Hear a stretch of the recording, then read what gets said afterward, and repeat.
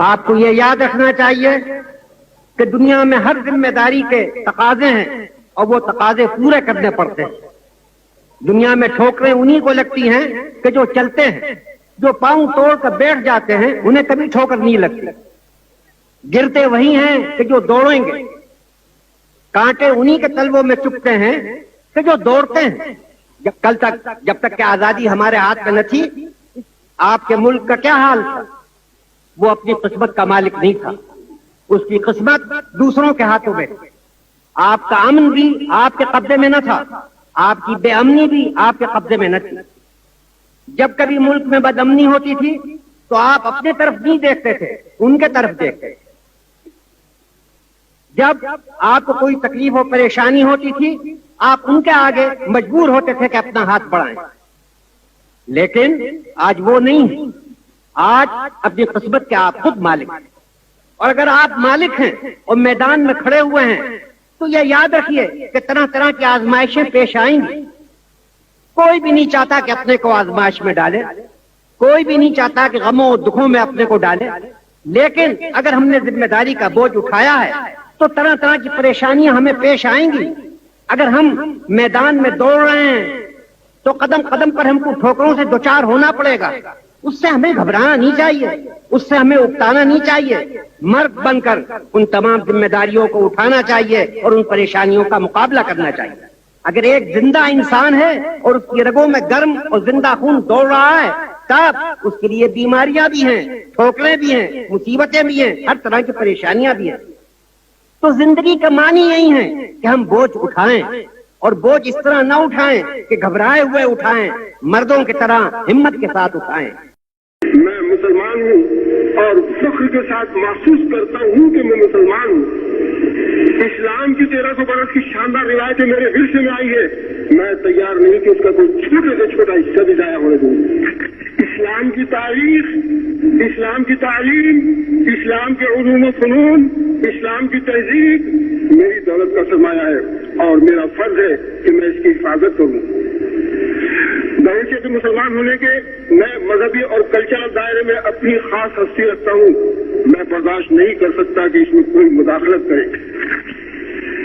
23 مارچ 1942 کو باغ بیرون دہلی دروازہ لاہور میں لاکھوں مسلمانوں کے ایک عظیم اجتماع سے جب میں نے خطاب کیا تھا تو مجھے 1921 کا زمانہ یاد آ گیا جبکہ میں نے جمعیت العلماء کی صدارت کی تھی.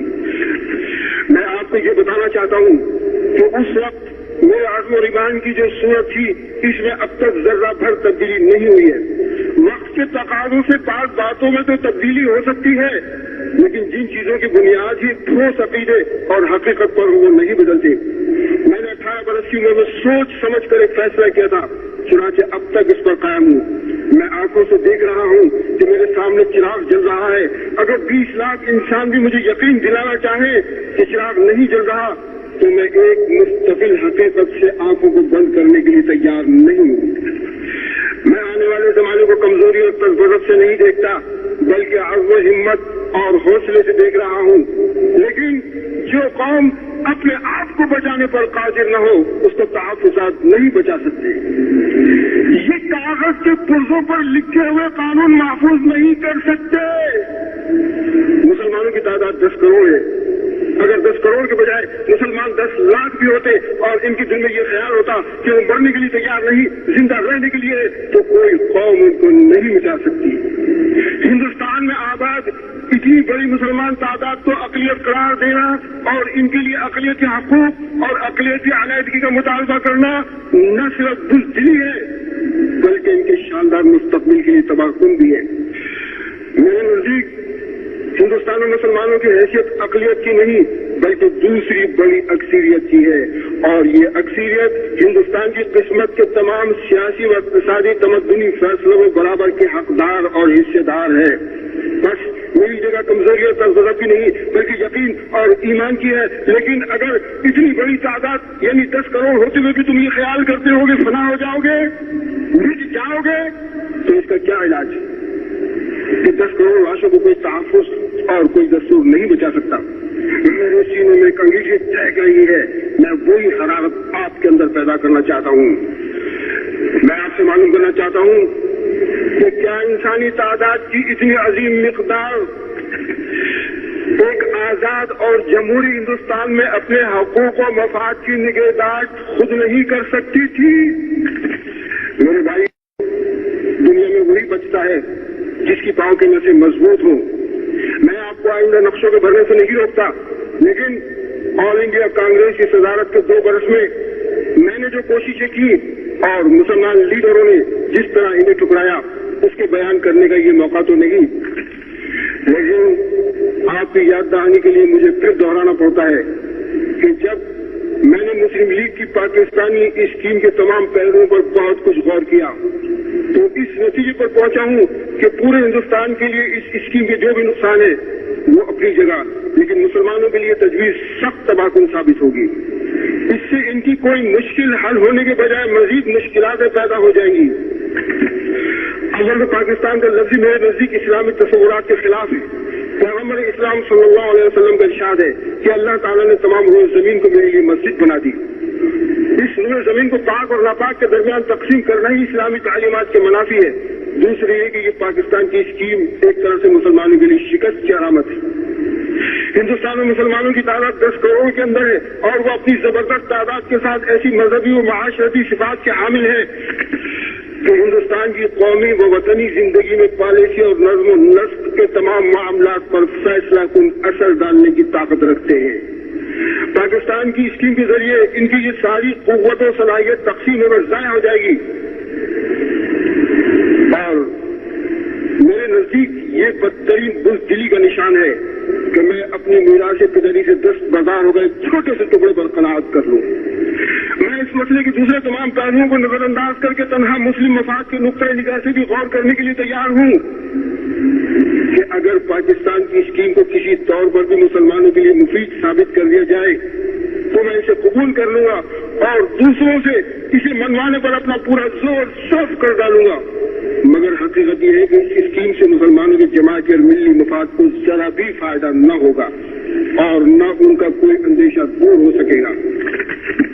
ہاں، جو تجویز اور فارمولا میں نے تیار کیا تھا جسے کابینہ مشن اور کانگریس دونوں سے ہی منظور کرانے میں کامیاب ہو گیا تھا اور جس کی روح سے تمام صوبے مکمل طور پر خود مختار قرار دے دیے گئے تھے، اس میں پاکستانی اسکیم کی وہ تمام خوبیاں موجود ہیں جو ان نقائص سے پاک ہے جو ان کی اسکیم میں پائے جاتے ہیں۔ اب آپ ذرا جذبات سے بالاتر ہو کر اس کے ممکنہ نتائج پر غور کریں کہ ہندو اکثریت کے علاقوں میں کروڑوں کی تعداد میں یہ مسلمان مگر بہت چھوٹی چھوٹی اقلیتوں کی صورت میں پورے ملک میں بکھر کر رہ گئے اور آج کے مقابلے میں آنے والے کل میں وہ اور زیادہ کمزور ہو جائیں گے۔ جہاں ان کے گھر بار اور بود و باش 1000 سال سے چلی آ رہی ہے اور جہاں انہوں نے اسلامی تہذیب و تمدن کے مشہور اور بڑے بڑے مراکز تعمیر کیے، ہندو اکثریت کے علاقوں میں بسنے والے یہ مسلمان ایک دن اچانک صبح کھلتے اپنے آپ کو اپنے گھر اور وطن میں پردیسی اور اجنبی پائے گئے، صنعتی تعلیمی اور معاشی لحاظ سے پسماندہ ہو گئے اور ایک ایسی حکومت کے رحم و کرم پر ہو گئے جو خالص ہندو راج بن گئی۔ پاکستان میں خواہ مسلمانوں کی مکمل اکثریت کی حکومت ہی کیوں نہ قائم ہو جائے، اس سے ہندوستان میں رہنے والے مسلمانوں کا مسئلہ ہرگز حل نہیں ہو سکے گا۔ یہ دو ریاستیں ایک دوسرے کے مد مقابل بن کر ایک دوسرے کی اقلیتوں کا مسئلہ حل کرنے کی پوزیشن میں نہیں آ سکتی، اس سے صرف یرغمال اور انتقام کا راستہ کھلے گا۔ میرے بھائیوں، آپ کو یاد ہوگا کہ 10 جون 1940 میں کانگریس کی صدارت سنبھالنے کے بعد جب میں نے ہندو مسلم اختلاف کے تصفیے کی غرض سے بحیثیت صدر کانگریس مسٹر محمد علی جناح صدر مسلم لیگ کو یہ تجویز بھیجی تھی کہ ہندوستان کے تمام صوبوں اور مرکز میں کسی ایک پارٹی کے وزرات کے بجائے کانگریس اور مسلم لیگ پر مشتمل مخلوط وزراتیں بنائی جائیں، لیکن مسٹر جناح نے میری تجویز یہ کہہ کر مسترد کر دی کہ تم کو کانگریس نے شوبوائے کی طرح کانگریس کا صدر بنایا ہے، اس لیے میں تم سے کسی طرح کی گفتگو نہیں کرنا چاہتا ہوں اور برابر کی سطح پر हिंदू मुस्लिम तस्फिये का वो मौका जिस तरह हाथ से निकल गया, मैं आज तक ये समझने से कासिर रहा हूँ कि गैर तक़सीम शुदा हिंदुस्तान की पहली हुकूमत जो 14 अरकान पर मुश्तमिल होती और जिसमें 7 मुसलमान नुमाइंदे होते और 7 गैर मुस्लिम नुमाइंदे, जिनमें हिंदू सिर्फ 2 होते, इस्लाम और मुसलमानों के कौन से अहम मफाद के पेश नजर मिस्टर जिन्ना के लिए काबिल कबूल नहीं थी? क्या इस तरह मुसलमानों को हिंदुस्तान की पहली हुकूमत में एक माकूल हिस्सा नहीं मिल रहा था? मेरे भाइयों, मैं आपको इस वाक़े की रोशनी में ये बताना चाहता हूँ कि जब लॉर्ड वेल की जगह लॉर्ड माउंट बैटन हिंदुस्तान के आखिरी वासराय मुकर्रर होकर आए और उन्होंने धीरे धीरे सरदार पटेल, जवाहरलाल नेहरू, गांधी वगैरह कांग्रेसी रहनुमाओं को तकसीम का नजरिया कबूल कर लेने पर आमादा कर लिया। बिलाखिर 3 जून 1947 को हिंदुस्तान को 2 रियासतों में तकसीम कर देने की तजवीज का ऐलान कर दिया गया।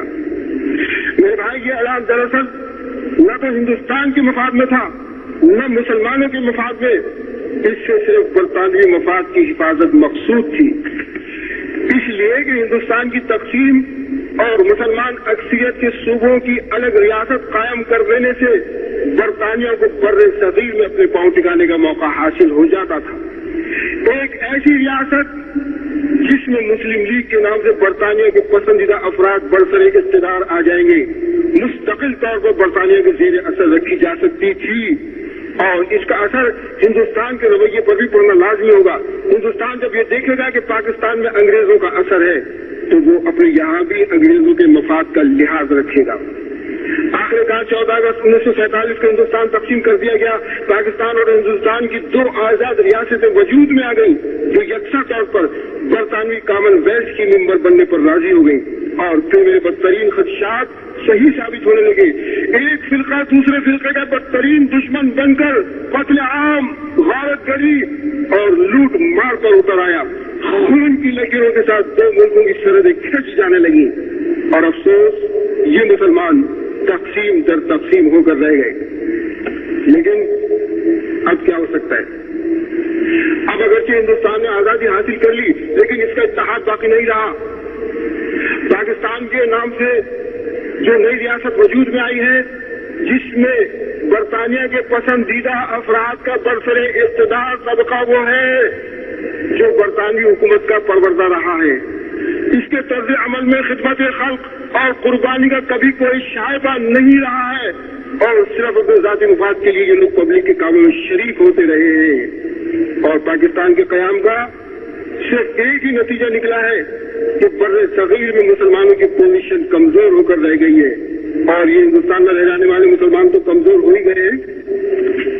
ये हिंदुस्तान में रह जाने वाले करोड़ों मुसलमान जो अब तक हिंदुओं के जुल्म और इंतकाम का शिकार रहेंगे, पाकिस्तान के बसने वाले मुसलमान इनकी कोई भी मदद न कर सकेंगे। और इसी तरह से पाकिस्तान में बसने वाले मुसलमान जिस माशरती इक़्तिसादी कमजोरी और सियासी पसमानदगी का शिकार रहेंगे, ये हिंदुस्तान में बसने वाले मुसलमान उनकी कोई मदद न कर सकेंगे। क्या ये बात गौर करने की नहीं कि जब तकसीम की बुनियादी हिंदू और मुसलमानों के दरमियान अदावत पर रखी गई थी तो पाकिस्तान के क़याम से ये मुनाफरत एक आईनी शक्ल इख्तियार कर गई है और इसका हल अब और ज्यादा मुश्किल हो गया है। और इसी तरह ये दोनों मुल्क खौफ और राहत के तहत अपने अपने फौजी अखराजात बढ़ाते रहने पर मजबूर रहेंगे और माशी तरक्की से महरूम होते चले जाएंगे। लेकिन आज अगर मैं मुलामत करूं तो किसको करूं, कैसे करूं और क्यों कर करूं? अपने भाइयों को, अपने अजीजों को किस दीवार से सर टकराऊं? आप जानते हैं कि मुझे कौन सी चीज यहाँ ले आएगी।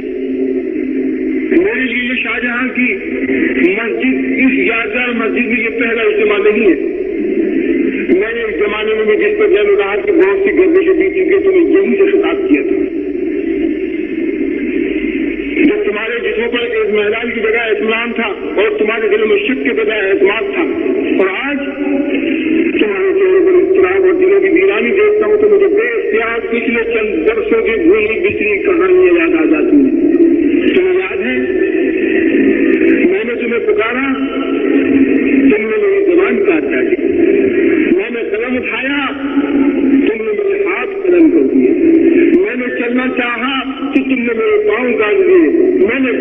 जमीन चाही और तुमने मेरी कमर तोड़ दी। हत्ता कि पिछले 7 बरस की तर्कनुमा सियासत जो तुम्हें आज जुदाई दे गई है, इसके ऐसे शबाब में ही मैंने तुम्हें खतरे की शाहराह पर झंझोड़ा, लेकिन तुमने मेरी कब्र से न सिर्फ एहराज किया बल्कि गफलत और इनकार में सारी सुन्नतें ताज़ा कर दी।